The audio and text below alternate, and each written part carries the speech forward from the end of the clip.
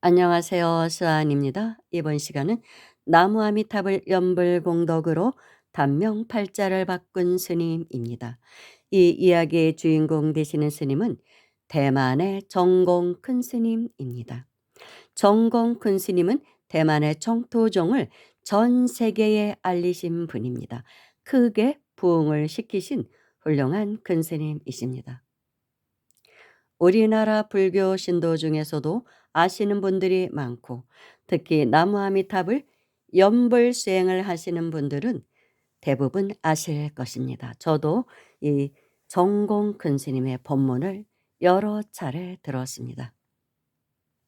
그런데 이 스님께서 인생의 중반전 때 큰 병에 걸리고, 그때 나무아미탑을 연불 수행으로 그 병마를 이겨내고 96세까지 사시다가 가셨다는 것입니다. 나무 아미탑을 연부를 전 세계에 알리고 이 스님에 대한 이야기를 오늘 소개합니다. 이 글은 광우 스님의 공덕을 꽃피 우다에서 발췌한 것입니다. 대만의 정공 스님이라고 아주 유명한 스님이 계십니다.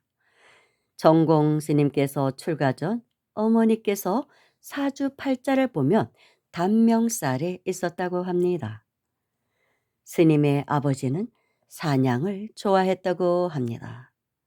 생존을 위해서 사냥을 하는 것은 그 업보가 적지만 취미로 살생을 하는 것은 그 악업이 크다고 합니다. 그러니 여러분도 취미로 낚시하는 것을 피해야 합니다.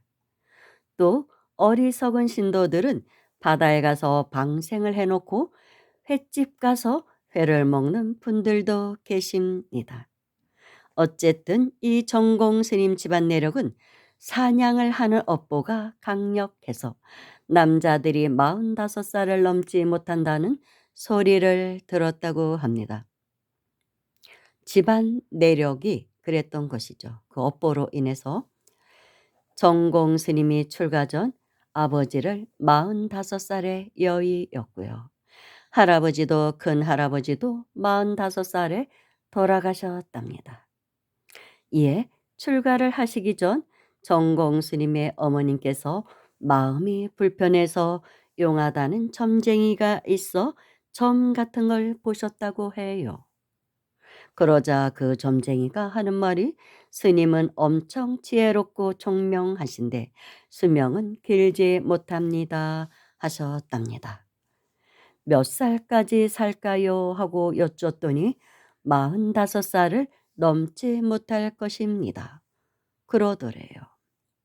아니나 다를까 정공 스님은 대만의 사찰에서 능엄경을 강의하던 중 큰 병에 걸리셨답니다. 내 운명에 새겨져 있는 수명이 45살인가 보다. 그렇다면 죽기 전에 연불이나 실컷 하고 죽자고 생각한 정공 스님은 아는 분의 작은 처소로 가서 방 밖으로 나가지도 않고 밖에서 주는 죽 한 그릇을 드시면서 나무 아미탑을 연불만 했다고 합니다. 하루 종일 연불을 하면서 제가 죽으면 아미타 부처님이 계신 극락 세상에 태어날 수 있도록 해 주십시오 라고 하셨답니다. 그렇게 하다 보니 마음과 몸이 연불에 집중되는 연불산매에 들었다고 합니다. 그런데 차차 몸이 너무 가볍고 좋아지더라는 거예요. 그래서 정공 스님이 죽기 직전에 남아있는 내 힘을 다 쓰나 보구나 하고 생각했답니다. 그런데 한 달이 지난 뒤에 몸이 너무 좋아져서 병원에 가보니 스님, 병이 다 사라졌습니다 라는 말을 의사가 하더랍니다. 정공 스님은 그 병이 사라진 45살이 지난 후로 지금 90세가 다 되도록 병 한 번 걸리지 않고 사신다고 합니다. 살다가 어려움이 닥치면 내 마음 밖에서 구하지 말고 부처님께 의지해서 염불하고 기도하고 복을 짓는다면 정공 스님처럼 여러분의 운명이 아름답게 바뀔 것입니다. 이번 생에 사람으로 태어나 불법을 만났으니 그게 가장 큰 복입니다. 그러니 이번 생에 복을 많이 지으십시오라고 광호 스님의 법문은 끝납니다.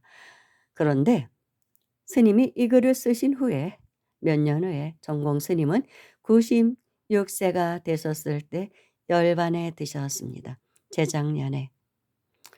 그런데 이 집안의 내력이 사냥의 업보 때문에 할아버지 때도 45을 못 넘기고 아버지도 45을 못 넘기고 정공 근스님도 45에 죽을 운명을 타고났다고 점술가가 얘기했다고 하는 대목이 나오죠.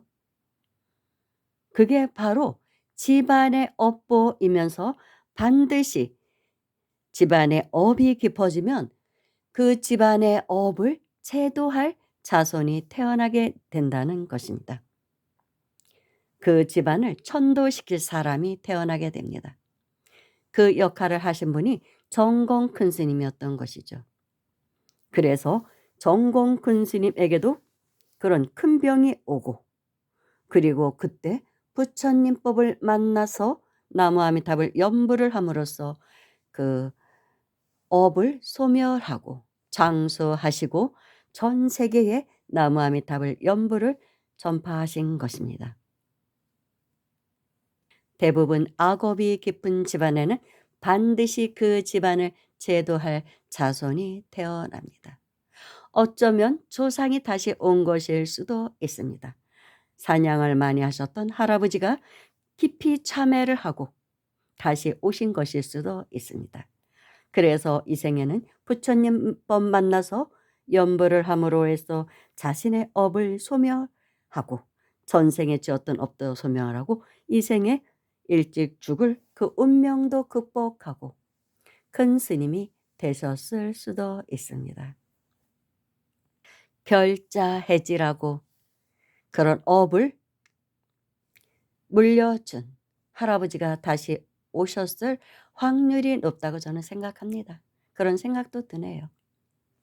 그리고 아버지도 일찍 돌아가셨고